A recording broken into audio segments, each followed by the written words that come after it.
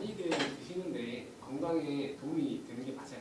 영양제도 환자분들이 저한테 정말 많이 여쭤봐 주시는데요. 그때마다 말씀드리는 게 영양제는 말 그대로 영양을 보충해주는 제제입니다. 약은 아니거든요. 실제로 영양제가 효과가 너무 강하면 영양제로 나올 수 없고 약으로 나와야 해요. 근데 이렇게 영양제로 허가를 내주는 것 자체가 효과가 어느 정도 제한이 있다는 뜻이거든요. 예를 들면 식사로 충족되지 못하는 부분을 영양제가 어느 정도 채워줄 수 있지만 영양제가 절대 만병통치약은 아닙니다. 비유를 해보면 건물이 있다고 하면 건물에는 여러 가지 기둥들이 있잖아요. 기둥들을 보면 제일 핵심 기둥, 이게 무너지면 건물 전체가 무너지는 기둥이 있어요. 기본적으로 식사가 바로 이 가장 중요한 핵심 기둥에 해당됩니다. 핵심 기둥을 보조하는 주위에 있는 여러 보조 기둥들이 바로 영양제라고 생각하시면 되세요. 그래서 핵심 기둥이 약한 집에서 계속 보조 기둥만 여러 가지를 세운다고 집이 튼튼해지지 않잖아요. 이런 것처럼 기본적인 식생활이 무너지면 어떠한 영양제도 효과를 발휘하기가 어렵습니다. 하지만 현대인분들은 이렇게 규칙적인 식사를 하기가 어려우신 경우가 많죠. 식사량이 적거나 한 가지 식품에 좀 편중돼서 드시는 분들, 질환이 있거나 약물을 복용하면서 체내 소모량이 증가하신 경우, 이 외에도 만성적인 피로, 수면 불량, 피부 질환을 비롯해서 기능학적으로 보완이 필요한 경우에는 충분히 영양제가 약만큼 도움이 될 수 있습니다. 영양제는 내가 부족한 영양 부분을 채워주는 역할이지 병을 직접 고치는 약이 아니라는 점을 이해하는 것이 중요합니다. 영양제 종류도 굉장히 많이 있는데요.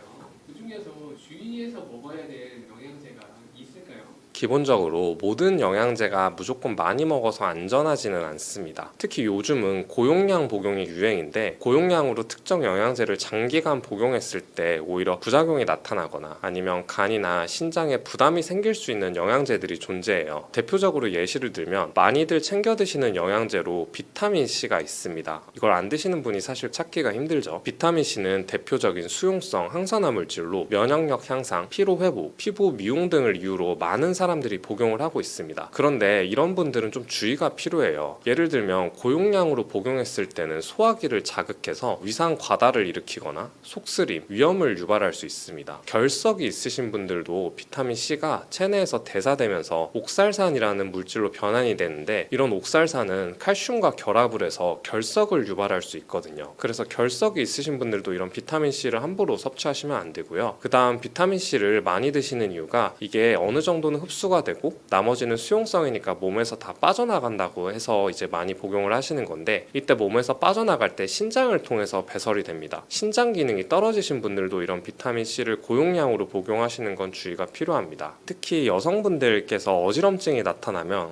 이게 내가 빈혈이 있나? 라고 해서 흔히 철분 보충제를 섭취하곤 하시죠. 일단 어지럽다고 해서 무조건 어지럼증의 원인이 빈혈만 있는 게 아니고요. 빈혈의 원인은 철분 결핍 말고도 다양한 원인이 있습니다. 그래서 단순히 어지러워서 철분 보충제를 섭취하다가 철분 과잉이 되면 소화불량, 변비, 구토, 심한 경우에는 간 손상이나 심장 문제를 일으킬 수 있습니다. 철분 과다증은 체내 산화 스트레스를 증가시켜서 오히려 노화를 촉진하고 건강에 해로울 수 있거든요. 영양제를 먹을 때 욱이 된다거나 영양제를 절대 먹으면 안 되는 그런 사람들도 있나요? 본인 생활 습관을 먼저 살펴보시면 좋습니다. 어떤 사람에게는 약이 될 수 있지만 다른 사람에게는 독이 될 수도 있는데요. 예를 들면 비타민 E는 항산화제로 알려져 있죠. 그래서 이런 항산화제를 복용함으로써 세포의 손상을 방지하고 노화를 예방하는 목적으로 많이들 복용하시는데요. 그런데 이 항산화 물질이라는 것의 원리를 생각해보면 우리 몸이 활동을 좀 많이 하게 되면 활동을 통해서 나온 대사 물질이 있습니다. 바로 활성산소라는 물질인데요. 활성산소는 비유를 해보면 자동차가 기름을 먹고 엔진을 돌리고 나서 나머지 배출되는 매연과 같거든요. 이런 항산화제들이 매연과 같은 활성산소를 청소를 한다고 생각을 하시면 됩니다. 기본적으로 활동을 좀 많이 하시는 분들이 활성산소가 많이 나와서 이런 항산화제를 복용하면 본래 이 항산화 물질의 효과를 볼 수 있겠죠. 그런데 내가 활동을 전혀 안 한다. 하루 거의 24시간 집에만 있는다. 운동을 전혀 안 한다. 이러신 분들은 오히려 비타민 E와 같은 항산화제를 고용량으로 드셨을 때 실제 일부 연구에서 중에서는 암을 유발한다는 결과도 있습니다. 활동을 굳이 안 하시는 분들은 이런 항산화제를 챙겨 드실 필요가 없고요. 시력 건강이나 아니면 피부 건강을 위해서 비타민 A를 많이 챙겨 드십니다. 그런데 담배를 피시는 흡연자분들의 경우 비타민 A를 섭취한 사람들이 섭취를 그냥 안 한 사람에 비해서 폐암의 발병률이 17% 증가하고 사망률도 8%나 증가했다는 연구도 있고요. 이런 데이터들이 실제로 계속 나오다 보니까 영국의 비타민 미네랄 전문가 위원회라는 곳이 있는데 이 위원회에서 비타민 A의 전구체인 베타카로틴에 대해서 흡연자분들은 장기 복용을 하지 않는 것이 좋다고 권고를 드리고 있습니다. 보통 비타민 A는 일반적으로 세포의 성장과 분화에 관여하면서 비정상적인 세포 증식을 억제해서 항암 효과에 기여하는 것으로 알려져 있는데 흡연은 폐에서 강한 산화 스트레스를 유발해서 암 관련한 유전자를 발현하는 것으로 추정이 되고 있습니다. 혈액순환이 잘 안 되시는 분들이 오메가3를 많이 드시죠. 특히 현대인 분들은 오메가3를 식품으로 섭취하는 비율이 굉장히 적기 때문에 적정량으로 보충제로 드시는 것은 굉장히 권장됩니다. 그런데 내가 수술을 앞두고 있다면 이런 오메가3를 단기간 중지해야 되거든요. 왜냐하면 수술뿐만 아니라 내가 출혈 위험이 높아졌을 때는 혈류순환을 개선하는 영양제가 오히려 실혈이나 출혈 위험을 높일 수 있기 때문에 내가 처한 생활 환경이나 상태 등을 고려해서 영양제를 드시는 게 중요합니다. 그러면 나에게 맞는 영양제를 고르는 방법도 있을까요?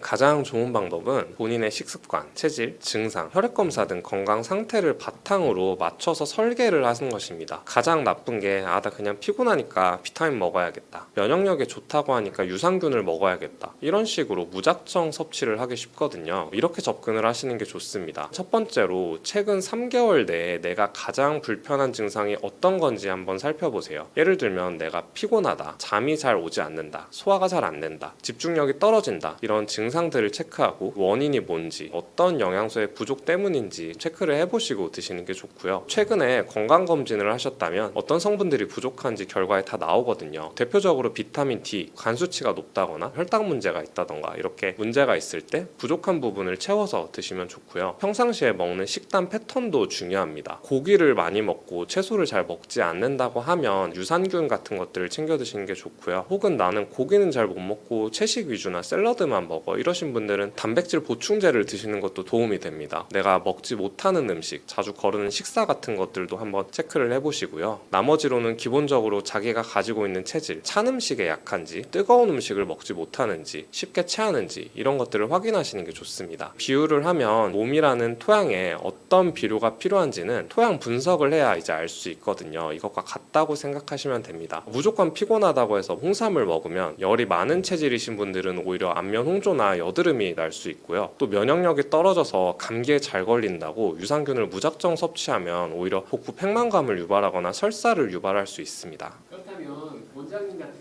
의학적 지식이 많으신 분들이 꼭 챙겨 드시는 영양제나 효과적으로 먹을 수 있는 특별한 방법들이 있나요? 의학계 종사자분들은 기본적으로 자신의 생활 환경이나 스트레스 수준을 고려해서 영양제를 선택하시는 것 같아요. 이때 중요한 건 절대 영양제를 중심에 두지 않고 나의 빈틈을 메우는 보조제로 쓴다는 것입니다. 생활 습관이 어떤 것들이 부족할 때 이걸 받쳐주는 버팀목 정도로 생각을 하고요. 기본적으로 내가 약도 잘 안 먹고 생활 습관도 너무 안 좋은데 이걸 다 영양제로 커버를 하겠다. 이러지는 않는 것 같아요. 제가 실제로 어떤 증상이 있을 때 먹는 영양제 예시를 소개해드리면 스트레스를 좀 많이 받거나 신경이 예민해지거나 할 때는 비타민 B군, 마그네슘을 좀 같이 드시면 스트레스가 많고 쉽게 화가 나고 흥분을 하고 이럴 때 신경을 진정시키는 효과가 있어서 권유를 드리고 있고요. 면역력이 떨어졌을 때는 저용량의 비타민 C와 적절한 유산균 섭취를 병행을 하는 편입니다. 면역력이 떨어졌을 때 감기에 잘 걸리거나 구내염, 잔병 치레를 잘 하시는 분들은 장내 미생물 상태가 굉장히 중요하거든요. 요즘은 장내축 이론이라는 게 있어서 장의 건강이 면역의 70%를 좀 차지한다고 합니다. 이런 분들은 유산균을 드시면서 또 기본적으로 비타민 C를 드시는 걸 추천드리고요. 피로감이 너무 심하다, 도저히 일상생활이 되지 않는다 이 정도까지 가신 분들은 고용량 비타민 C 그리고 코엔자임 Q10 이 조합을 추천드립니다. 피로가 누적됐을 때는 세포의 에너지 공장인 미토콘드리아를 활성화하는 영양소를 추가하는데 이 역할을 바로 CoQ10이 심혈관계에 부담을 줄이면서 회복력을 높이는 데 도움을 주거든요. 있거든요. 특별히 신장이 약하거나 결석이 있거나 이러지 않으신 분들은 메가도스 요법이라고 하는 비타민C를 고용량으로 드시는 방법도 추천을 드립니다. 마지막으로 노화를 방지하고 항산화 작용을 하는 영양제로 오메가3를 추천드리는데, 오메가3는 혈류 개선, 또 염증 완화, 뇌기능 개선까지 굉장히 넓은 범위로 작용을 해요. 이 영양제는 의학적으로 완전히 맞는 설명은 아니지만 쉽게 생각해서 다른 영양제가 내 몸에 잘 흡수될 수 있도록 돕는 기본 밑바탕이 되는 영양제라고 생각하시면 됩니다. 다른 영양제를 드실 때 꼭 이 오메가3를 드시라고 많이 추천을 드리고 있고요. 또 추가적으로 같은 영양제를 먹어도 어떻게 해야 더 효과적으로 먹을 수 있냐, 기본적으로 내가 공복 때 먹어야 되는 것과 식사 후에 먹어야 되는 것을 나눠서 먹고요. 유산균 같은 경우는 공복에 드시는 걸 추천드리고, 비타민C 같은 경우 식사를 하시고 드시는 걸 추천드립니다. 비타민 A, D, E, K와 같은 지용성 비타민도 식사를 하고 드시는 걸 추천해드리고요. 같이 먹었을 때 흡수율이 떨어지는 것들도 있는데, 대표적으로 철분이나 칼슘 등은 같이 섭취를 하면 서로 간섭이 일어나서 흡수가 잘 되지 않거든요. 기본적으로 시간 차이를 두고 드시는 게 좋습니다. 영양제를 5가지 이상 많이 드시는 분들은 기본적으로 따로따로 드시는 게 좋아요. 너무 어렵다고 하시면 2개, 2개, 1개, 2개, 3개 이런 식으로 나눠 드시고 5개를 한 번에 먹고 이러면 먹는 만큼 흡수를 하지는 않습니다. 그런 점들을 기억하시면 좋고요. 그 다음으로 영양제를 무조건 많이 먹기보다는 꾸준히 섭취하는 걸 중요하게 생각하는 것 같아요. 기본적으로 어떤 걸 먹기 시작했을 때는 한 3개월 정도는 좀 복용을 해보고, 복용을 한 뒤에 일단 잠깐 멈춰보고 이걸 복용함으로써 내가 원하는 증상이 얼마나 개선이 되었는가 이런 것들을 판단을 합니다. 증상이 잘 개선이 되었다고 하면 복용을 좀 이어가도록 하고, 만약 부작용이 있거나 생각만큼 증상이 개선이 잘 안 되었다고 하면 다른 부족한 영양소나 원인을 찾아보고 그런 식으로 하는 것 같아요. 마지막으로 제품을 고를 때도 팁이 있는데, 요즘은 영양제 제품들이 워낙 많아서 복합 제제가 많거든요. 예를 들면 한 영양제 안에 비타민 C도 들어있고 비타민 B도 들어있고 여러 가지가 섞여 있는 경우가 있습니다. 종합 비타민이 대표적인 예시죠. 이런 복합 제제 같은 경우는 원하는 만큼 충분한 용량이 들어있지 않은 경우가 많거든요. 기본적으로 권장드리는 건 내가 부족한 단일 영양소, 단일제인 제품을 드시는 걸 추천드립니다. 몸이 여기저기 아파가지고 병원에 가면 이제 MRI, CT 같은 거 네네. 검사하잖아요. 그런데 그런 검사를 많이 했는데도 특별히 원인을 못 찾을 때가 있어요. 네. 이럴 때는 도대체 어떻게 해야 되나요? 제가 실제로 그런 환자분들을 진료를 많이 하고 있는데요. 그러니까 예를 들면 보통 사람들이 이렇게 병원에 가면 다 원인을 찾게 됩니다. 시청자분들이 이제 목이 아파서 정형외과 같은 데를 가시면 이제 엑스레이를 찍죠. 우리가 목이 구조적으로 틀어졌는지, 염증이 있는지 이런 것들을 보게 되고, 혹은 또 완성적인 소화불량이 있으신 분들은 위내시경을 하기도 하죠. 안에 위염이나 역류성 식도염이나 이런 것들을 발견해서 그 원인을 치료하면 병이 낫게 되는 거거든요. 어떤 분들은 통증이 심하고 소화불량이 심하고 그 외에도 두통이라던가 만성적인 피로감 등을 비롯해서 여러 가지 증상들이 있는데 아무리 온갖 검사를 해봐도 나오지 않는 분들이 있습니다. 이런 분들 같은 경우가 자율신경이 문제일 수 있는데요. 제 환자분 중 40대 여성 환자분이셨습니다. 이분은 두통이랑 어지럼증, 소화불량, 만성적인 피로감으로 내원하셨어요. 처음에는 피로감이 너무 심해서 혹시 내가 어디 큰 병에 걸린 거 아닌가 싶어서 온갖 혈액 검사도 많이 하시고, 동네 병원뿐만 아니라 대학병원에서 여러 가지 검사를 다 받으셨던 분이셨습니다. 결과적으로 이분은 증상이 너무 심한데 대학병원 교수님께서 몸이 너무 정상이라서 사실 딱히 해줄 수 있는 게 없다, 그래도 증상이 너무 심하다면 정신과로 의뢰를 해주겠다라고 하셔서 항우울제나 항불안제를 처방받고 오신 분이 계셨습니다. 항우울제, 항불안제를 드시고 나셔서도 증상이 호전이 되지 않으셔서 저한테 내원을 하신 케이스였는데요. 이분은 알고 보니 다른 것들이 원인이 아니라 자율신경이 문제가 된 케이스셨습니다. 자율신경이라는 게 문제가 생겼을 때 그럴 수 있다는데, 자율신경 문제가 되는 그런 걸 뭐라고 하나요? 자율신경 실조증이라는 질환이 있는데요. 자율신경 실조증을 알기 위해서는 자율신경이 뭔지 알아야 합니다. 자율신경이란 마치 자율주행 자동차처럼 우리 몸에 자동적으로 조절되는 시스템입니다. 예를 들어서 여러분이 밥을 먹고 나서 소화를 시킬 때 의식적으로 내가 소화를 해야겠다라고 해서 소화를 하지 않죠. 혹은 지금 제 심장도 뛰고 있고 시청자분들의 심장도 계속 운동을 하고 있을 텐데, 이런 것 역시 우리가 의식적으로 조절하지 않아도 스스로 알아서 작동을 하고 있습니다. 있습니다. 이 외에도 체온 조절, 호흡 등을 비롯해서 생명을 유지하기 위해서 필수적으로 작용해야 되는 기능들을 자동적으로 조절해주는 걸 자율신경이라고 합니다. 자율신경에는 두 가지가 있어요. 교감신경과 부교감신경입니다. 교감신경은 우리 몸이 긴장할 때, 스트레스를 받을 때 발생되는 신경인데요. 예를 들면 시험을 앞둔 수험생 분들이나 면접을 앞둔 취업 준비생 분들, 혹은 이렇게 중요한 일을 앞두고 있을 때 교감신경계가 활성화돼서 몸을 좀 흥분시키고 각성시키게 됩니다. 반대로 부교감신경은 우리 몸을 이완시키는 신경이에요. 밥을 먹고 소화를 할 때, 우리가 휴식을 취할 때, 잠을 잘 때 나오는 신경입니다. 교감신경과 부교감신경은 어느 것이 좋고 나쁘고 이런 개념이 아니고요. 교감신경과 부교감신경이 모두 적절히 밸런스를 이루는 게 가장 좋은 상태이거든요. 그래서 건강하신 분들은 이렇게 자율신경 검사를 해보면 교감신경과 부교감신경이 1대1로 밸런스를 이루고 있습니다. 그런데 자율신경 실조증이 있으신 분들은 어떤 원인에 의해서 교감신경과 부교감신경이 한쪽이 극단적으로 높아지게 되거든요. 이런 상태가 조절되지 못하고 지속적으로 몇 주, 몇 개월, 수년간 이어지는 것을 자율신경 실조증이라고 합니다.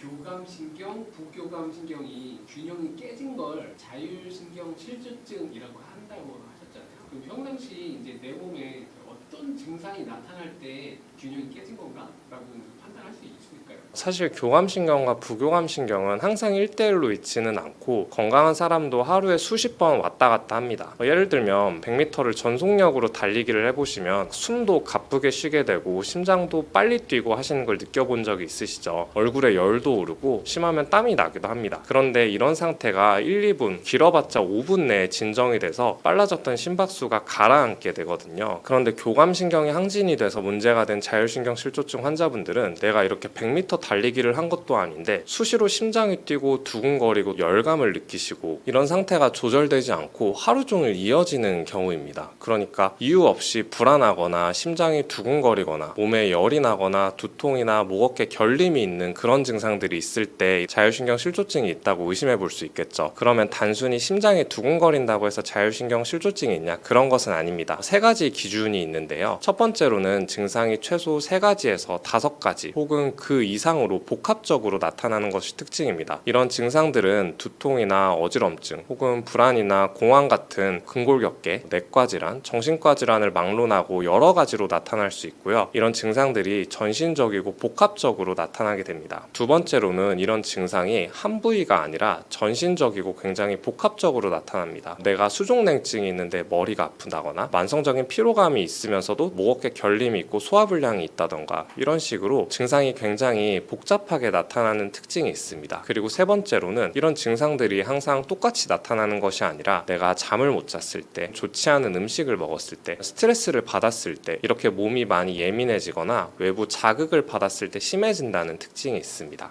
그러면 일상생활을 할 때 자율신경 실조증을 예방할 수 있는 그런 방법이 있나요? 제가 환자분들한테 흔히 자율신경 실조증은 생활습관병이라고 많이 말씀드리거든요. 어떤 얘기냐면 대부분 자율신경계 질환은 단순히 1, 2주 안에 갑자기 급성으로 생기거나 하지 않습니다. 굉장히 오랜 기간 스트레스 같은 것들이 누적이 되어 발생하거든요. 이런 분들의 생활 패턴을 보면 수면, 음식, 운동 여러 가지를 비롯해서 생활 리듬 자체가 완전히 망가져 있는 경우가 많습니다. 그래서 평상시 우리가 상식적으로 알고 있는 건강 수칙들을 지키는 게 중요한데 어떤 경우가 제일 나쁜 경우냐면 제 환자분들을 예시로 들면 직장인 환자분이셨어요. 예를 들면 이분이 일찍 퇴근하고 늦게까지 야근을 많이 하시는 분이셨는데 그러다 보니까 업무에서 받는 스트레스가 굉장히 많으셨거든요. 퇴근을 한 9시쯤 하시는 분이셨어요. 그래서 퇴근할 때까지 스트레스를 매일같이 받으시고 먹는 걸로 푸는 스타일이셨습니다. 그래서 우리가 스트레스를 받을 때 흔히 폭식을 하는 경우가 있는데 폭식을 할 때 건강한 음식들을 먹지 않죠. 저녁 9시에 퇴근을 해서 또 야식을 드시는데 이때 드시는 음식들이 마라탕이라던가 떡볶이라던가 치킨, 피자 같은 자극적인 음식들을 많이 드시는 케이스셨고 이러다 보니까 또 수면까지 불량이 온 케이스였어요. 그래서 스트레스를 받고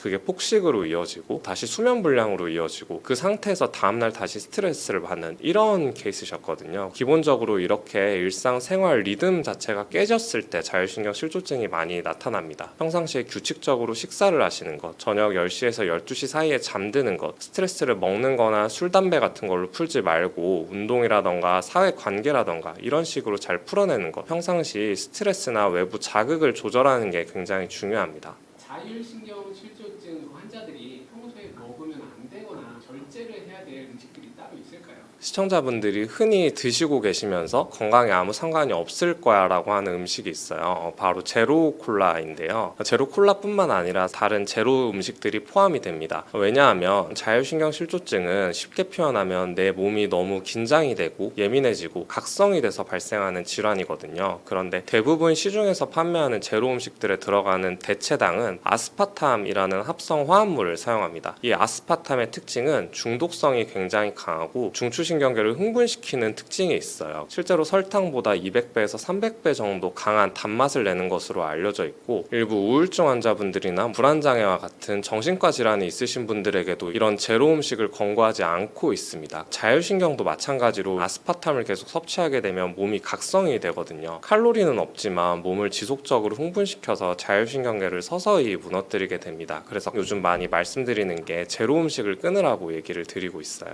자율신경이 안정화되는데 도움이 되는 음식도 따로 있나요?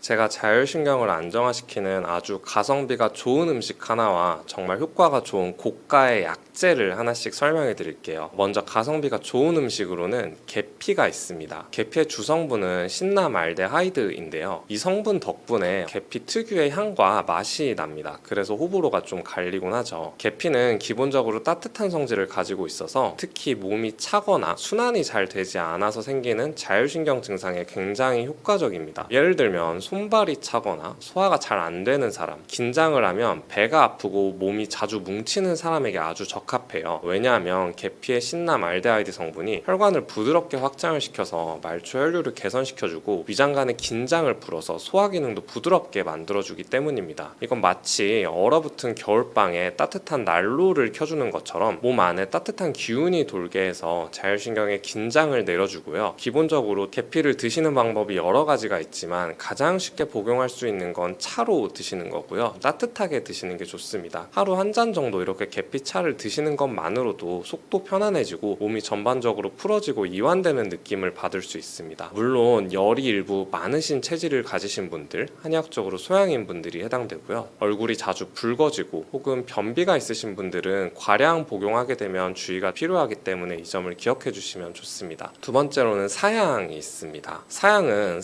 사양노루라는 동물의 생식선에서 채취한 분비물인데요. 이 분비물을 건조해서 가루 형태로 가공해서 약재로 사용됩니다. 이게 엄청 희귀하고 채취도 어려운 재료거든요. 그래서 오래전부터 귀한 약재로 취급되어 왔습니다. 실제로 조선시대 의서인 동의보감에서도 정신을 깨우고 혼수 상태나 기절, 중풍, 열성, 경련 등 위급한 질환에 사용하는 대표적인 약으로 기록되어 있습니다. 사양의 주성분은 무스코온이라고 하는 성분인데요. 무스코는 뇌와 중추신경계에 직접적으로 자극을 해서 미세 혈류순환을 좋게 만들고 뇌 순환을 개선시키면서 일부에서는 항염 효과와 진통 효과도 보고된 바가 있습니다. 그래서 이 성분은 자율신경의 균형이 무너져서 신체가 전반적으로 가라앉았을 때, 즉 사람이 마치 번아웃이 된 것처럼 기운이 다 빠져서 일상생활이 도저히 힘들 때 아주 효과적인 약재입니다. 한의원에서 쓰이는 대표적인 기력을 보하는 공진단이라는 약을 다들 한 번씩 들어보셨죠? 공진단이 가격이 비싼 이유도 바로 이 사양이 들어가기 때문입니다. 또 시험을 앞두거나 긴장할 때 우황청심원을 복용해 보신 적이 있으실 텐데요. 우황청심원에도 사양이 일부 들어갑니다. 그래서 신경을 안정화시키는 작용이 있기 때문에 마음이 좀 가라앉고 차분하게 되거든요. 그래서 이처럼 사양은 단순히 약재로 쓰이는 게 아니라 실제 양리학적으로도 자율신경의 흐름을 다시 소통시켜주는 강력한 수단이 될 수 있습니다. 다만 사양은 일반인 분들이 구하는 게 사실상 불가능해요. 왜냐하면 우리가 자연에서 얻는 천연 사양은 국제적인 보호종으로 분류된 사양 노루에서 채취되기 때문에 수입과 유통, 사용되는데 엄격한 국제적인 규제가 적용되기 때문입니다. 인터넷에 사양이라고 치면 쇼핑몰 같은 데 일부 나오긴 하거든요. 그런데 이게 정식 수입품이 아닌 경우에는 밀수입이거나 아니면 불법적으로 유통되는 제품일 수도 있어서 위험할 수 있기 때문에 반드시 정식으로 수입된 한의원에서 한약이라던가 공진단과 같은 처방약으로 드셔야 안전합니다.